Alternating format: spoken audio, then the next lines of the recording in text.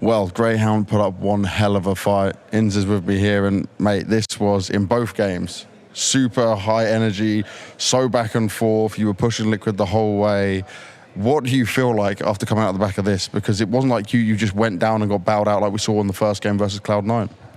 Yeah, I think we're obviously disappointed because we probably should have closed out Mirage, and Inferno is probably one of our best maps, so we're happy with how we did, but at the end of the day, you have to be winning those games, and if we can't do basic shit like set rounds and stuff, like if we're just going to keep screwing them up, that we're never going to beat good teams like that, so yeah. When you say about like the set rounds though, was that something you were not doing as you'd practice? Are you not going through the fundamentals correctly?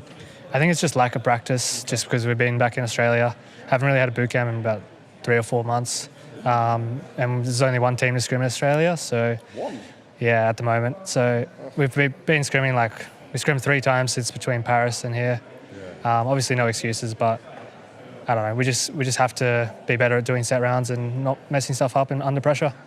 So it sounds like things are getting a bit more worse within your region in order to try and fight from. You guys are always obviously qualifying. You're fighting against some of the teams in the Asian region as well. But you went to Paris, you came back, one team to scrim against, then you come back here. So what do you guys do to keep yourselves in a position where you can at least grow in some way as a team?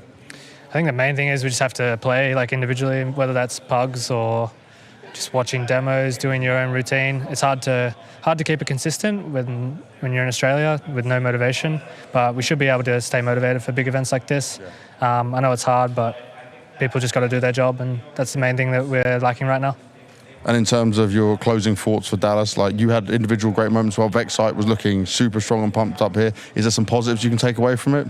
Yeah, definitely. I think everyone was really good, to be honest. Better than probably individually the last few tournaments before Paris. Vexite was really good, obviously. Happy with how I performed. I'm sure some of the boys are disappointed, but at the end of the day, we're doing our best, and nothing to be too disappointed about. Just go to the player break and come back to see what happens after the player break. More events to qualify for, more chances to come back. It's always a pleasure to see you, Inz, man. Thank you very much. We've got Anders and Henry G there who just love some overtime games. I think, boys, you must commentate the most overtime games going at this point. Thanks a lot, mate. No worries, man.